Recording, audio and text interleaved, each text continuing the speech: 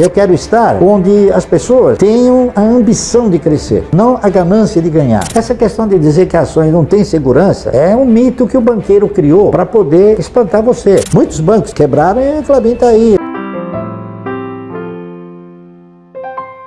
Eu cheguei na conclusão que a única forma que você tinha de se aposentar seria ser parceiro de um bom empreendimento. Então o que eu fiz? A partir daí eu comecei a estudar com mais profundidade, né, a possibilidade de você se aposentar com ações. Eu fiz até um negócio que pareceu inoportuno na época, né? Em 1971, 72, eu já havia feito um estudo e eu tentei demonstrar que se você comprasse ações e você tivesse um programa definido, com metas, etc., você teria condições de, assumindo essa parceria, se aposentar. Então eu peguei uma empresa como exemplo e fiz um trabalho. Esse trabalho se chamou Ações Garantem o Futuro. E eu segui o trabalho, pura e simplesmente isso. Quer dizer, eu me convenci daquilo que eu tinha feito era realmente uma perspectiva, uma projeção factível, tá certo? E aí eu fui fazendo. Então eu fui comprando. Eu fui comprando ações, e na razão direta que as ações deixavam de ter a sua função, que era de ter o quê? De ter um dividendo mais inteligente, ou um dividendo que pudesse me proporcionar uma renda mensal, assim, eu diria, confortável, né?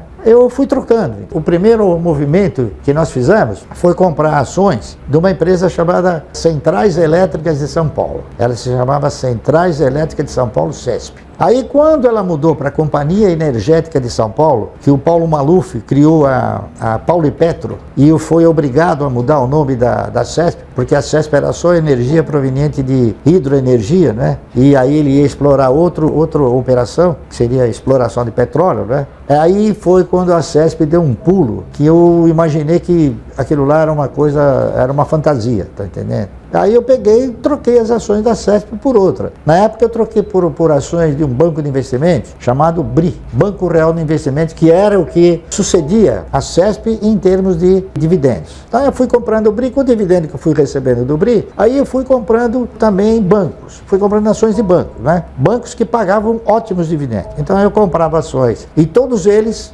muito abaixo do seu valor de patrimônio, inclusive bancos que pagavam dividendo mínimo, prioritário e obrigatório, que era o caso do Banco Bandeirantes, não é isso? Aí eu comecei a comprar ações do Banco Bandeirantes, comecei a comprar ações do Banco Noroeste e fui comprando, e o patrimônio foi crescendo. No meio disso tiveram algumas investidas, né, que acabaram produzindo capital, que foi aumentando essa posição acionária, né? Tudo começou assim. Quando eu recomendo a pessoa fazer uma carteira de previdência, a primeira coisa que eu digo para a pessoa é o seguinte: você tem que incorporar o espírito do investimento e o sentido da parceria. Tá entendendo? Você tem que sentimentalizar que você não está comprando ações pelo simples fato de comprar. Você está comprando ações de um projeto que possa ser bem sucedido, tá correto? E eu passei a fazer isso. Eu passei a examinar projetos, principalmente de empresas que tivessem duas características, né? Que o setor fosse um setor perene e que ele produzisse sustentabilidade. Quando você define o que você vai fazer, e na minha opinião todos deveriam definir isso, né? Que não adianta você comprar ações de uma construtora que não tem essa perenidade, nem tem essa sustentabilidade, e outras empresas também. Então, você vai onde tem o quê? A perenidade, a perspectiva da perenidade e a sustentabilidade. Então, as ações que eu tenho são ações que possuem essa característica. Simplesmente isso, tá entendendo? É por isso que eu não tenho milhões de ações, eu tenho uma quantidade reduzida de ações. A minha proposta é você fazer o seu fundo. Só que você vai tentar constituir esse fundo de uma forma progressiva, né? Dificilmente, no momento em que você vai dar início a uma carteira de previdência, existem 20 papéis bons para comprar. Geralmente tem o melhor, então é importante você comprar o melhor, tá certo? Esse é meu foco. Eu fui me modulando no sentido de, primeiramente, controlar os meus egos e depois administrá-los. Então, eu também fui jovem, também tive, assim, ímpetos, né? Mas eu fiz a coisa e achei que não era bem como eu imaginava. As coisas são um pouco diferentes. Essa aqui é a realidade. Então eu vou atrás de exemplos, de grandes e bons exemplos, tá certo? Lamentavelmente no Brasil nós não temos, assim, um elenco de exemplos bons numa quantidade muito grande. Você tem uma quantidade pequena, né? E é por isso que eu tenho uma quantidade pequena de ações, de empresas que me gratificam muito bem, tá entendendo? Você tem que ter disciplina em tudo. Eu acho que a disciplina é uma coisa que deve te orientar em todos todos os seus movimentos, não é isso? Senão você acaba desgovernando a sua trajetória, não é isso? A disciplina que eu tenho em relação às ações é ter consolidado o fato, né, de que parceria em ações é a forma mais assim conveniente de você formar uma renda mensal progressiva, tá certo? E se você não tiver a disciplina e a paciência, são dois fatores que eu reputo de fundamental importância para o indivíduo. Então, em tudo você tem que ter o quê? Disciplina. Você tem que ter disciplina na alimentação, disciplina no vestir, enfim, disciplina em tudo. Eu procuro ser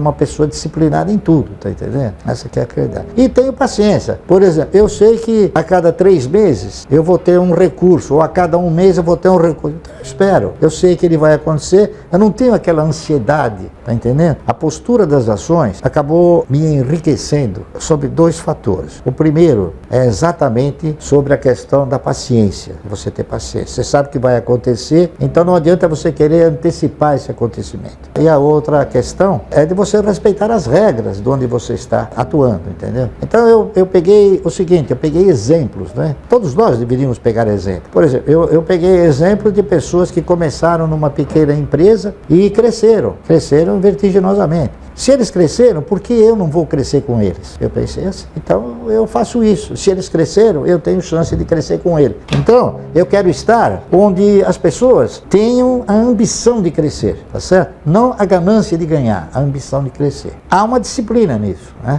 Essa aqui é a realidade. E outra, é você ter o quê? Você ter a condição de não extrapolar dentro dessa disciplina e dentro desse controle de egos, né? Você não extrapolar, você não sair fora do teu eu, daquilo que você... Né? Eu venho, por exemplo, de uma origem humilde, né? Então eu nunca quis, assim, coisas megalomaníacas, tá entendendo? Nunca pretendi, achei que nunca poderia ter. Agora que eu posso ter, eu chego e acho que não tem necessidade, tá entendendo? Essa que é a verdade. Então eu comecei a ter uma forma de pensamento seguinte, que o cara que tem, por exemplo, um carro de 450 mil dólares ou 450 mil reais, é um patrocinador, ele patrocina aquela empresa que está vendendo uma grife. Porque, na verdade, todos os carros andam, todos os carros têm porta, têm direção, têm roda, tem ar-condicionado, tem rádio, né? Tem elétrico, só que um custa 500 mil reais e o outro custa 30 mil.